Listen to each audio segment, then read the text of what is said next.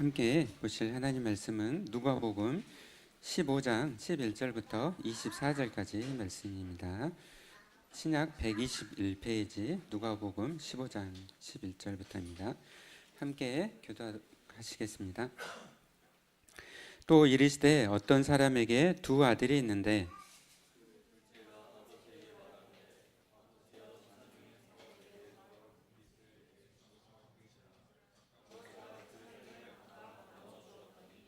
그 후 며칠이 안 되어 둘째 아들이 재물을 다 모아가지고 먼 나라에 가 거기서 허랑방탕하여 그 재산을 낭비하더니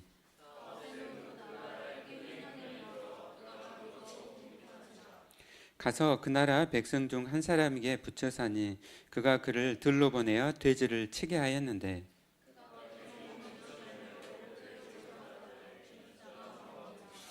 이에 스스로 돌이켜 이르되 내 아버지에게는 양식이 풍족한 품꾼이 얼마나 많은가. 나는 여기서 줄여 죽는구나.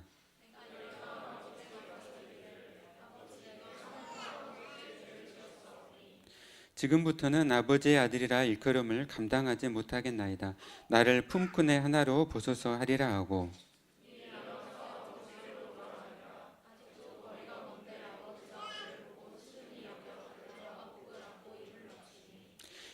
아들이 이르되 아버지 내가 하늘과 아버지께 죄를 지었사오니 지금부터는 아버지의 아들이라 일컬음을 감당하지 못하겠나이다 하나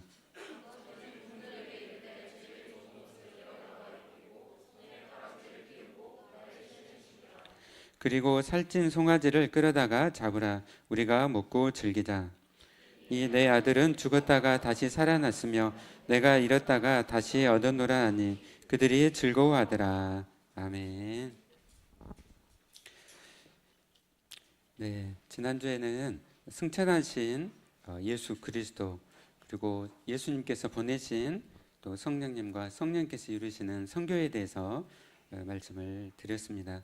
오늘 저희가 읽은 말씀은 돌아온 탕자의 비유로 아주 유명한 말씀이죠. 누가복음과 또 사도행전을 누가가 이렇게 기록을 했습니다. 네, 누가복음과 사도행전에 가장 이 핵심적인 말씀은 아마 오늘 읽은 저희 돌아온 탕자의 비유 누가복음 15장 말씀일 것입니다.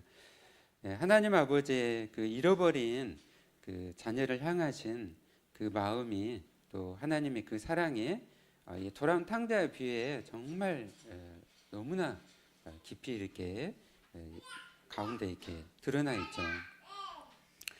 그래서 이 누가복음 15장에서 예수님께서 이 땅에 오신 그 목적에 대해서 이제 세 가지 비유로 말씀을 하십니다. 우리 누가복음 앞에 5장 한번 찾아보실까요? 누가복음 5장 31절부터 32절까지. 네, 함께 읽어보겠습니다. 시작. 예수께서 대답하여 이르시되 건강한 자에게는 의사가 쓸데없고 병든 자에게야 쓸데있나니 내가 의인을 부르러 온 것이 아니요 죄인을 불러 회개시키러 왔노라. 아멘.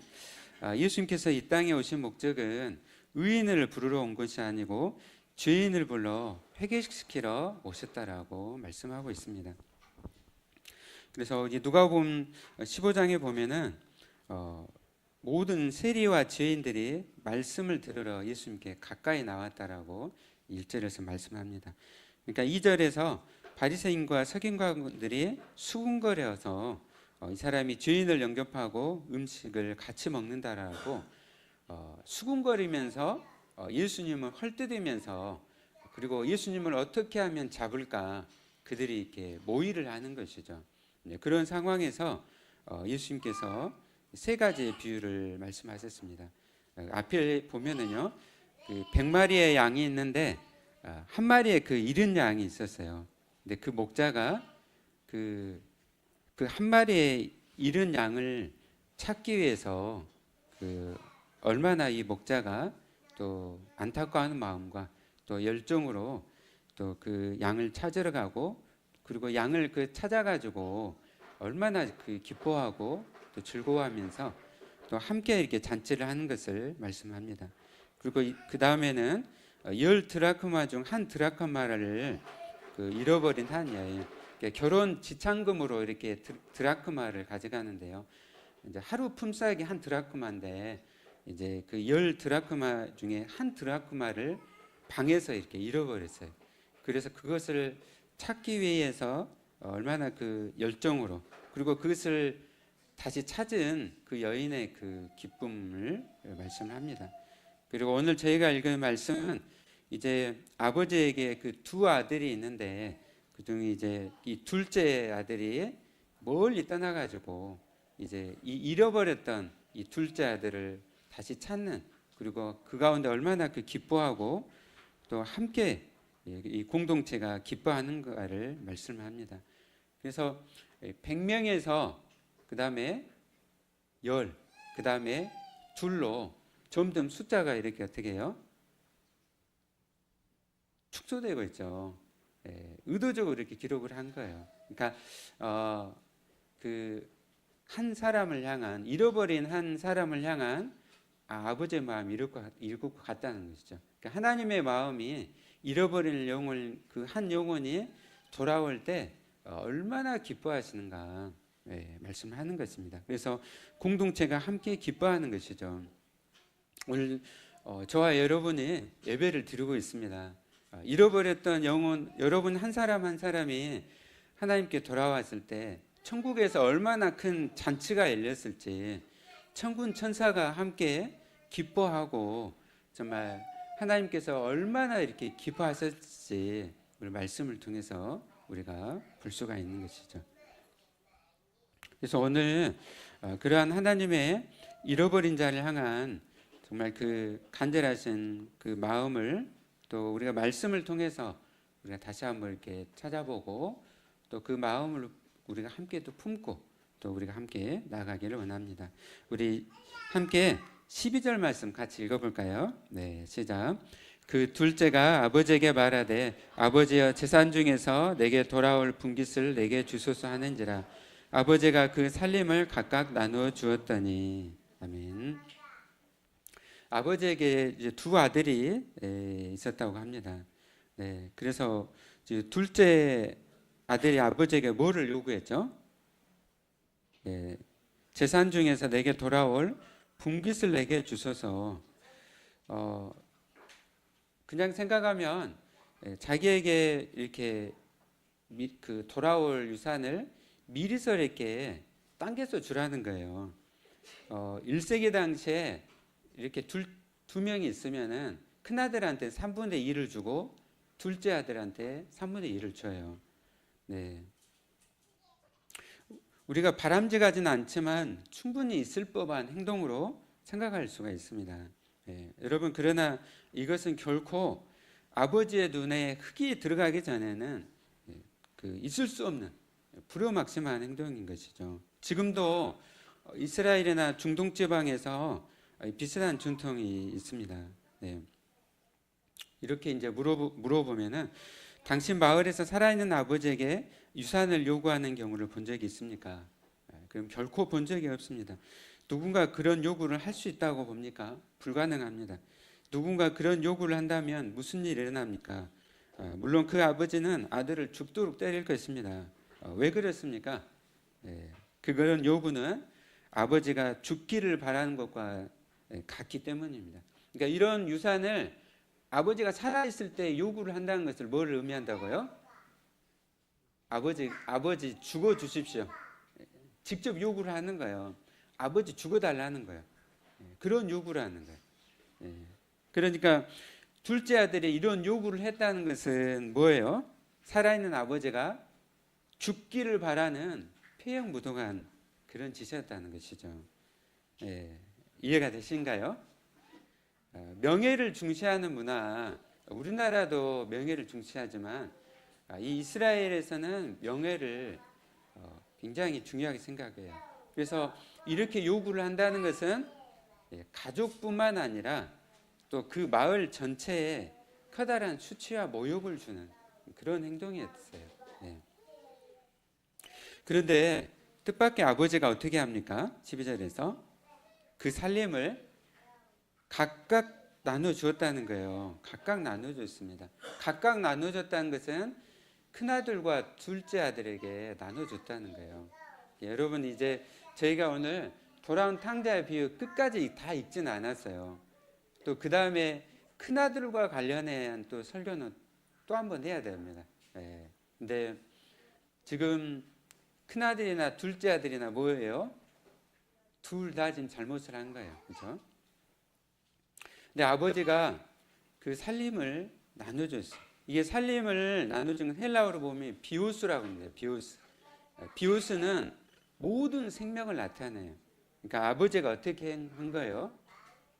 살림을 나눠줌을 통해서 자기 생명을 나눠준 거예요. 왜 이렇게 했을까요? 왜 이렇게 했을까? 왜 이렇게 했을까? 제가 곰곰이 묵상을 해보니까 하나님을 생각하니까 이게 이해가 되더라고요. 왜 이 명예를 실추시킬 수 있는 이거를 왜 아버지가 용납했을까? 하나님을 생각하니까 이해가 됐습니다.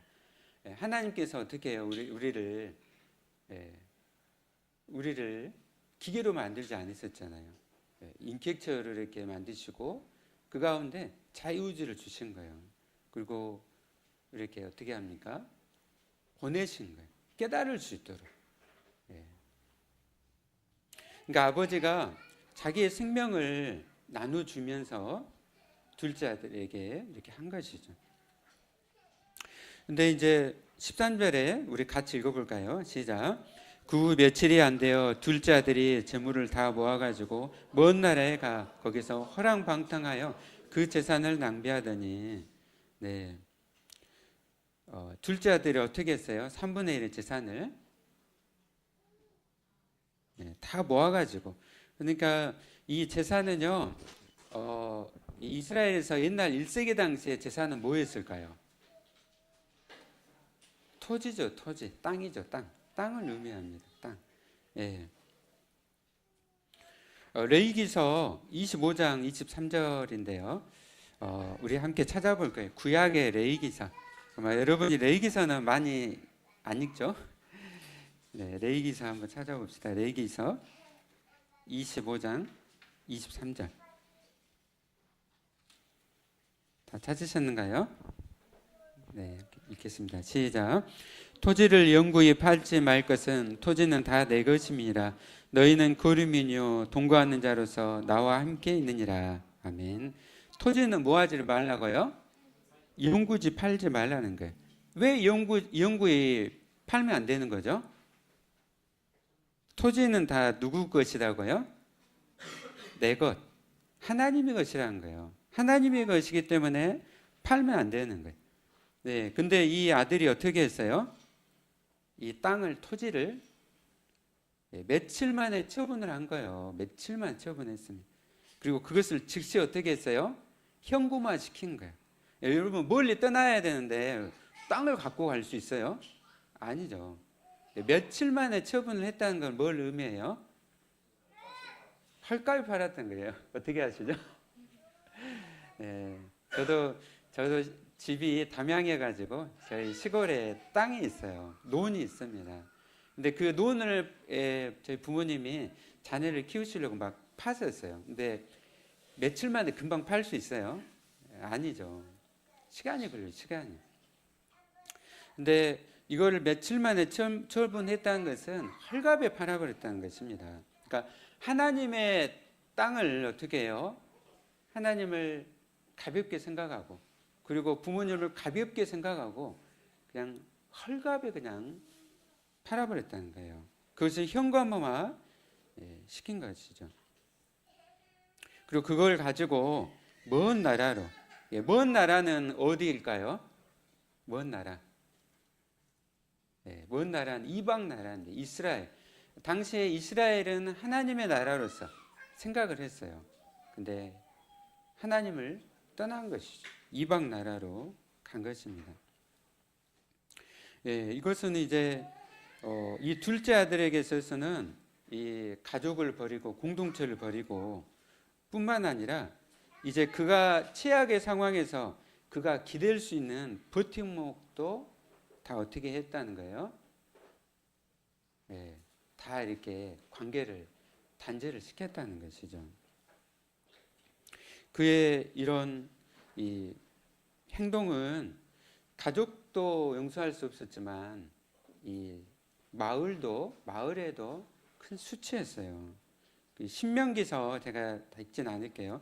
신명기서 21장 18절 21절을 보면은 사람에게 완악하고 패역한 아들이 있으면은 그를 끌고 성문 앞에 그것에 두라고 나왔습니다. 심지어 그가 이제 순종하지 않으면은 그를 돌로 쳐 죽이라고 신명기서 21장에 말씀을 하고 있어요. 그만큼 그 이 가정에 한 사람이 부모에게 이렇게 그런 모욕하고 수치를 하면은 그것은 그 성 안에 속해 있는 공동체에도 큰 수치이기 때문에 그 성문 앞에 이렇게 세워두게 한 거예요.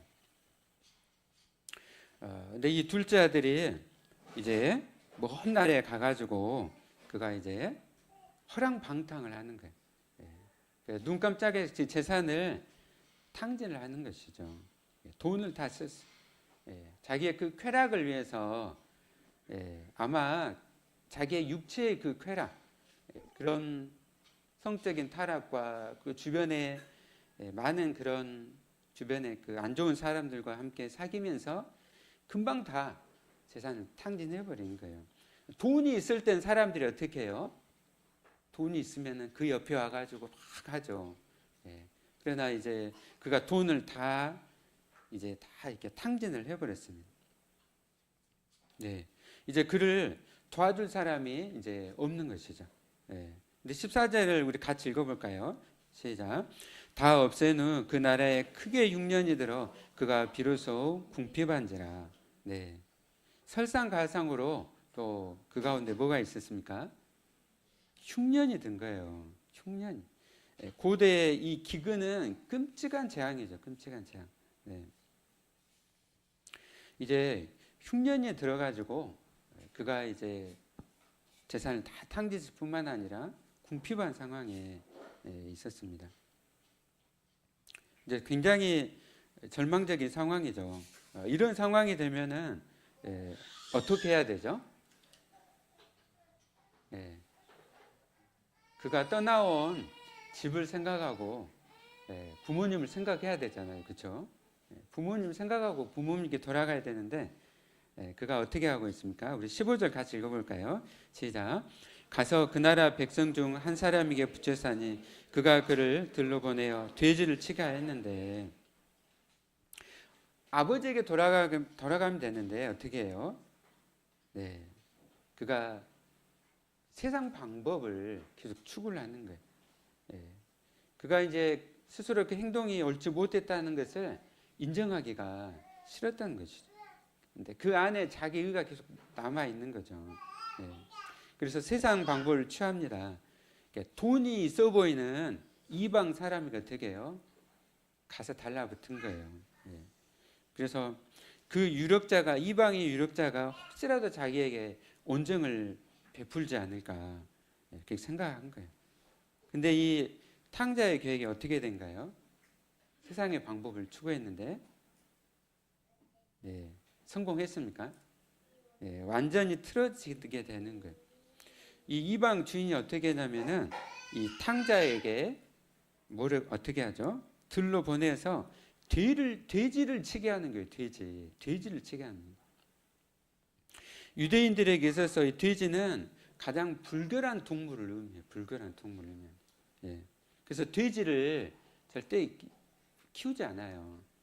이스라엘에 이렇게 가보면은요, 저희도 이제 2007년에 갔는데 식당에 가면은요, 유대인들이 다 감시. 한국에서 뭘 가져왔나? 그래가지고 진짜 이렇게 쳐다보더라고요. 이렇게 이 돼지는 불결한 동물을 넘어가지고 부정한 동물로 인식이 됐어요.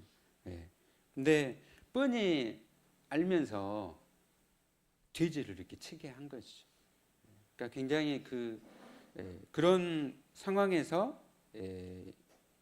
이 사람이 어떻게 합니까? 탕자가 이제 돼지를 가서 치는 거예요. 네, 돼지를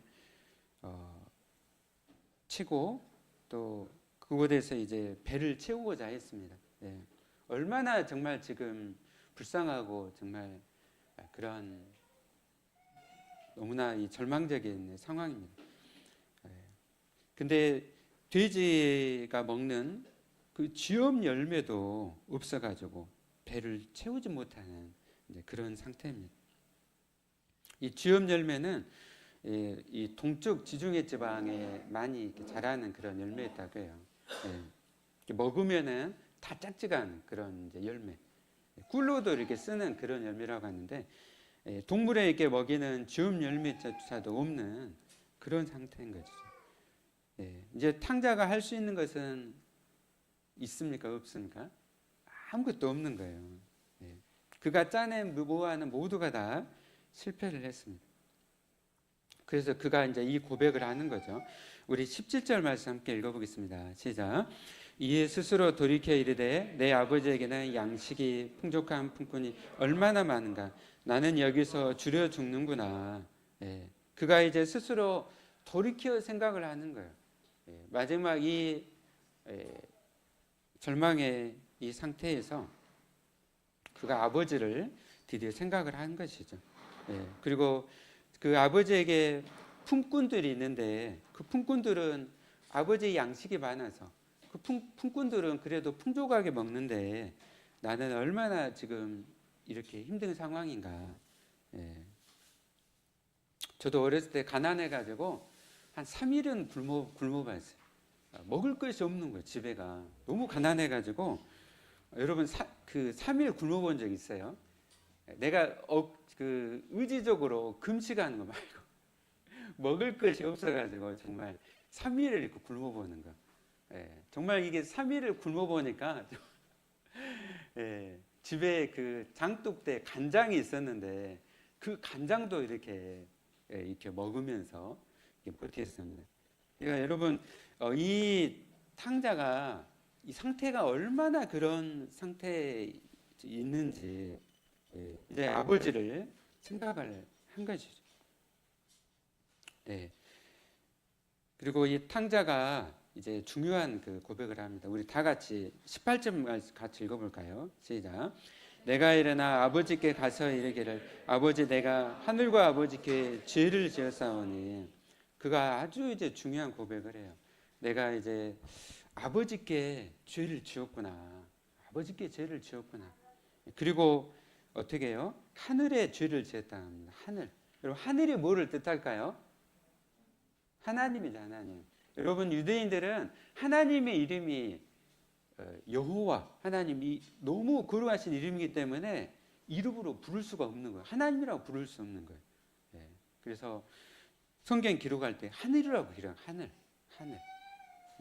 이 하늘은 하나님을 의미해요. 내가 하나님께 죄를 지었습니다. 여러분 이해가 되시죠? 그 땅을 팔았어요. 그 땅은 누구 것이라고요? 하나님의 것인데 내가 하나님께 그 땅을 그렇게 며칠 만에 다 처분을 해가지고 내가 다 탕진하고 또 세상에서 내가 이렇게 타락해서 부모님께 죄를 지을 뿐만 아니라 하나님께도 이렇게 큰 죄를 지었구나. 그 죄를 그가 깨닫고 그가 이제 회개를 한 것이죠. 그가 이제 죄를 회개를 했는데요. 이제 이 탕자의 남은 인생은 그가 이제 아버지께로 돌아가기로 이제 결단을 합니다. 그가 이제 아버지께로 돌아가요. 근데 여러분 여기에서 뭐가 중요하죠? 아버지께로 돌아가는데 결정적으로 중요한 것이 있어요. 뭐예요? 회개도 했어요. 회개도 했어요. 뭐가 중요합니까? 이제 돌아가려고 해요. 아버지의 용서, 아버지의 처분에 달려 있는 거예요. 이 도란 탕자의 중요한 것은 아버지의 처분에 달려 있는 거예요. 그가 회개를 하더라도 받아주지 않으면 그래서 이 탕자의 회개에 아마 이 이야기를 지금 비유를 듣고 있는 바리새인들이 지금 옆에 있잖아요. 예, 바리새인들이 이런 기대를 했을 거예요. 어떻게 기대했을까요? 예, 아버지가 이 탕자를 얼마나 많이 징계할 것인가. 자기들이 늘 옳다고 생각한 의인으로 생각했던 이 바리새인들은 이제 얼마나 많이 징계할까. 이제 그 생각을 그들이 하고 기대를 했을 거예요. 네. 그래서 아버지가 이제 탕자가 돌아오면 이 그 성의 성문 앞에 세워가지고 그곳에서 이렇게 아버지가 그 아들에게 이렇게 하지 않을까 그런 기대를 한 것이죠. 그래서 그것이 아버지와 마을 공동체의 슬추된 명예를 회복하는 길일 거라고 그들이 그런 기대를 했을 것입니다. 근데 오늘 너무나 놀라운 반전이 일어나게 됩니다. 우리 20절 말씀 같이 읽어볼까요? 네, 시작. 이에 일어나서 아버지께로 돌아가니라. 아직도 거리가 먼데 아버지가 그를 보고 측은히 여겨 달려가 목을 안고 입을 맞추니. 아멘. 오늘 20절 말씀이 핵심의 말씀이고요. 20절 말씀은 성경 전체의 핵심되는 말씀입니다. 네. 20절 말씀에 그가 이제 아버지께로 돌아갑니다. 아버지께로 돌아가요. 그리고 아직도 거리가 먼데 아버지가 그를 본 거예요. 그를 봤습니다. 여러분, 이 탕자가 돌아오면은요, 마을 사람들로부터 어떻게 해요? 집단 왕따를 당할 수 있었고, 그 마을 사람들로부터 어떻게 해요? 생명의 위협을 당할 수. 예. 그가 가족뿐만 아니라 이 마을에 큰 수치를 안겨줬기 때문에. 네. 그래서 이 아버지는 정말 이 떠나간 아들이 언제라도 돌아올까. 그래서 그리고 함께 어떻게 해요? 혹시라도 마을 사람들이 먼저 발견하면 이 아들을 죽일 수도 있기 때문에 이 아버지는 아들의 귀향을 바라면서 날마다 자기를 뭐예요? 아버지가 동네의 그 먼 곳을 바라보면서 언제라도 이 아들이 돌아올까. 아마 동네에서 가장 높은 곳에서 저 멀리 혹시나 아들이 돌아올까 이렇게 바라보는 거예요. 여러분, 일본의 기독교 작가 미우라 아야코 아세요? 네, 미우라 아야코. 삿포로 가보셨는가요? 네. 미우라 아야코가 쓴 빙점이라는 소설이 있어요. 한번 읽어보세요. 거기에 아버지가 어떻게 해요? 언제라도 그 딸이 돌아올까 하면서 어떻게 합니까? 네, 집에 그 문을 항상 열어놓잖아요. 네. 아버지가 제일 높은 곳에서 언제나 이 아들이 돌아올까 바라보는 거예요. 근데 어느 날 저 지평선 넘어 끝자락에서 하나의 점이 나타난 거예요. 예, 그리고 그 점점 윤곽이 커지기 시작했습니다. 예, 아버지가 알아봤을까요? 못 알아봤을까요? 예, 알아봤죠. 직감했어요. 예, 부모님은 직감해요. 우리 어린 아이들도 뒤에 많이 있는데, 네. 금방 알아보잖아요, 그렇죠? 알아봐요. 아버지가 금방 알아봤어요. 예. 그리고 그가 어떻게 했어요? 그를 보고 측은히 여겨서 달려갔다고 합니다. 달려갔어요. 여러분, 특별히 이 아버지는 달리지 않았다고 해요. 달리지 않습니다. 왜냐하면 체면 문화이기 때문에. 근데 이 긴 옷을 입고 정말 이 아버지가 먼지가 나도록 달린 거예요. 그렇겠죠. 먼지가 나도록. 한편으로는 사랑하는 마음과 함께, 또 한편으로는 이 아들을 보호하기 위해서 어떻게 해요? 죽을 힘을 향해서 먼지가 나도록 달린 거예요. 헬라어로는 이 달려가다는 것이 트레코라고 되죠. 트레코는 그냥 달리는 것이 아니라 경기장에서 정말 이 달리는 그냥 그 속도로 달렸다는 것이죠. 측은히 여긴 스플라크니조마이로 국률한 마음을 가지고 아버지가 정말 그 위와 장이 쥐어짜는 그 마음을 가지고 아들에게 지금 달려간 것이죠. 그 아들에게는 어떻게 아들이 좀 돼지를 치다 왔잖아요. 빨리 얼마나 그 오물과 더럽고 냄새 나는데 아버지가 그를 목을 안고 입을 맞추고 헬라어 성경 보면은 입 맞추는 건 한 번만 입 맞추는 건 계속 입 맞추면서 되게요. 꼭 이렇게 끌어안는 것이. 우리 전도사님 혹시 사진 이 그림이 어떤 그림인지 아세요? 누가 그렸는가요? 레오나르도 다빈치? 렘브란트가 그린 돌아온 탕자. 저 그림이 세계 3대 미술관이 있잖아요. 그렇죠? 어디에 있는 줄 아세요? 루브르 박물관? 러시아의 상테페르스부르크. 러시아인들이 가장 중요하게 생각하는 도시 상테페르스부르크에 그 미술관에 렘브란트의 이 작품이 있어요. 2.7m 정도 돼요. 엄청 큰 작품인데요. 엄청 비싸요. 근데 이 돌아온 탕자의 비유를 렘브란트가 말씀을 묵상하면서 이 그림을 오랜 시간 동안 그렸다고 해요. 자세히 봐야 됩니다. 그러니까 말씀을 얼마나 렘브란트가 깊이 묵상을 했는지. 그래서 아버지의 붉은 망토를 보세요. 렘브란트는 그 빛의 명암을 굉장히 강조했던 화가였습니다.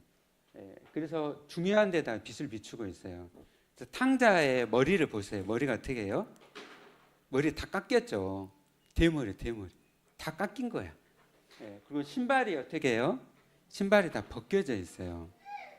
종으로 살았다는 거예요. 그리고 옷은 다 허름하게 다 해가지고 아버지가 지금 눈도 침침한 상태에서 아들을 이렇게 사랑으로 꼭 이제 안고 있습니다. 왼손과 오른손이 다르게 렘브란트는 그랬어요. 왼손은 아빠의 손, 오른손은 엄마의 손으로. 근데 옆에 왼쪽에 있는 큰아들이 옆에서 팔짱을 끼면서 보고 있어요. 큰아들에 대한 이야기는 또 나중에 해야 됩니다. 근데 붉은 망토를 입고 꼭 이제 앉는 것이죠. 이 아들은 아버지에게 이제 말을 하고 싶었어요. 근데 아버지가 꼭 그를 꼭 안는 거예요. 그의 마음 가운데 그 아버지의 그 고통의 크기가 그 가운데 몰려왔을 것 같습니다. 그리고 그가 할 수 있는 것은 아무것도 없다는 것, 그 아버지의 사랑을 그가 깨달은 것이죠. 이 아버지의 이런 행동은 예수님께서 행하시는 십자가의 구속의 사역을 보여줬어요. 하나님께서 아들 예수 그리스도를 보내셔서 십자가에 달리게 하시고 또 모든 피를 다 쏟으심을 통해서 우리의 모든 그 죄의 대가를 다 지불하신 것이죠. 아버지가 그 동네 사람들이 뒤에서 다 따라왔겠잖아요, 그렇죠? 아버지가 달리니까 동네 사람들이 뒤에서 다 막 달려서 따라오는 거예요. 근데 아버지가 어떻게 해요? 아들을 꼭 껴안고 입을 맞추면서 그를 용서를 한 것이. 모든 대가를 아버지가 다 지불을 해준 거예요.